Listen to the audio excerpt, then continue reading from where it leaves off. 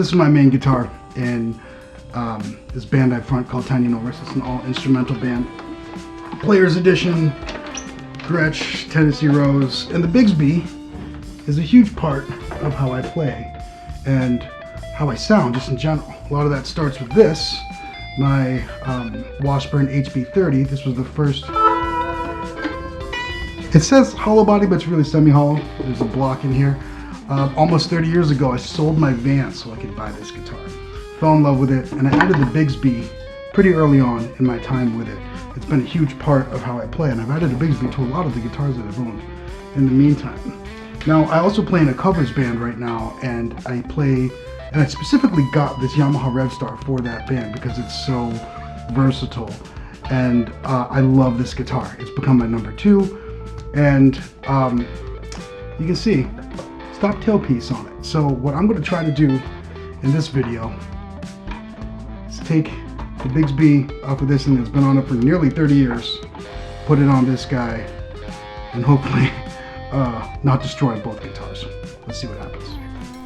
Now, I love my old HB30 Washburn, and I hadn't worked on it in a very, very long time. I changed the pickups and added the Bigsby, but I had forgotten that I had added this bridge, which has rounded saddles on it.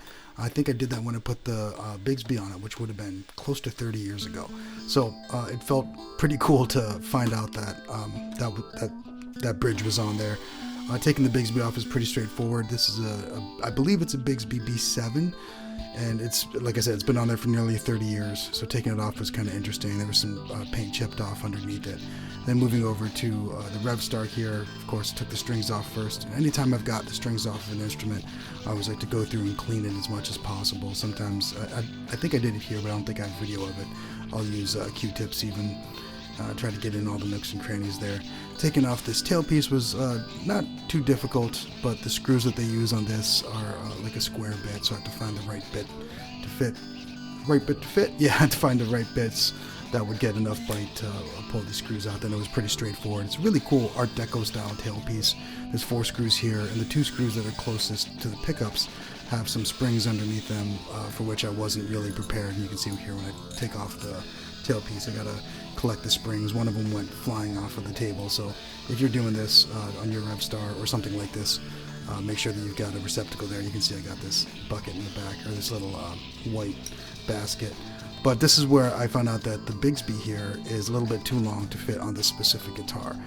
If I screw in the tailpiece to the strap holder, the Bigsby itself will reach all the way in to where the bridge is going to be. So I'm going to put the tailpiece back on this thing, string it back up, get it playable for a while so I can use it and have fun with it while I order a Bigsby that will fit. After looking up online a little bit, I think it's going to be a Bigsby B5, which is made for flat top guitars. So this is my Adam Jones Les Paul Custom. I adore this guitar. Sounds great, looks amazing, feels fantastic, but it didn't have a Bigsby on it. So I added a Bigsby to this using what's called a Vibramate, which is an extra kit that you can get so that you can install a Bigsby on a guitar without drilling any holes in it. A couple things to consider. First of all, once I put this on, it doesn't fit in its case anymore. These come with a really cool chainsaw guitar case is what they're called. It doesn't fit in that case anymore, so I use a different one. This is not enough vertical space for the Bigsby. Also, you can see the Vibramate creates a little bit of extra space underneath. It doesn't necessarily feel different, but for the Revstar, I'm going to not be using a Vibramate. I'm going to drill directly into the body, which is making me a little bit nervous now that I'm saying that out loud. But yeah, I wanted to just note that that is another way to install a Bigsby, and that I have done it before, and it looks, sounds, and feels great.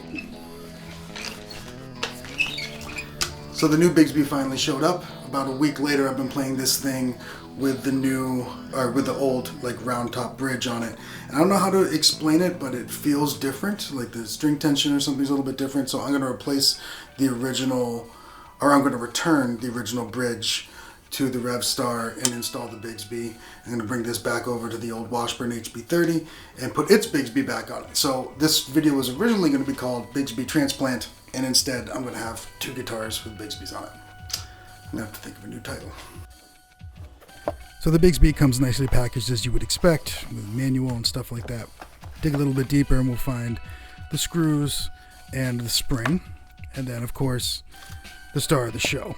This thing just looks like it could get run over by a truck and just shrug it off. And as soon as you get that spring in there, it really does feel super, super natural. So let's get this on the guitar. This can be pretty nerve-wracking, drilling holes in your guitar and stuff, so I wanted to make sure everything was lined up nice and straight, replaced, or put the old bridge back in there, line things up. I'm going to be drilling 4 holes in here, just 4, so I'm measuring, making sure that it's nice and straight, and then we can start pre-drilling. And then I get a little bit nervous, so I just, even though I drilled 2 holes already, let's go ahead and measure to make sure that it's straight. You know the old saying, measure twice, cut once. Drill, keep it nice and clean, line things back up, drill these 4 screws, and then it's time to string it up. Now, if you've never strung up a Bigsby before, the regular Bigsbys have these small pegs that go around the axle there, and it can be hard to get the string on there unless you crimp the end like I'm doing here, so that the end of the string can kind of fit around the back. Then you thread it underneath this bar, and you got to keep tension on it so that the string stays on the Bigsby and can be strung. Hey, very quickly, I should note that on my Tennessee Rose, the Bigsby is string through, so it doesn't have the small pegs that necessitate making that crimped string. I love this, and honestly, if they were in stock when I ordered my B5, I would have gotten one, but they weren't, so I went with the regular one.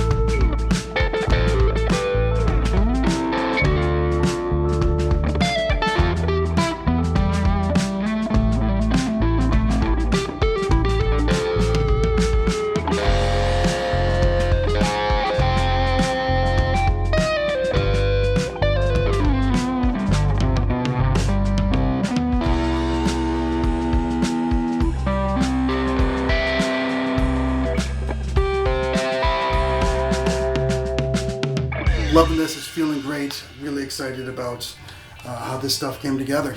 If you dig stuff like this, make sure you like and subscribe. There's a link in the description to my Patreon. It's completely free to join. You get early access to videos like this and also exclusive content, including my lessons and the Guitar Chord Survival Kit, second edition of which is coming out real soon. If you're interested in private lessons, there's a paid tier on the Patreon specifically for that, but otherwise it's all free. So keep playing. I hope you enjoyed this. I'm not sure if I'm going to do much more guitar mod videos, but this channel is all about the love of the guitar. So I'll see you around. Cheers.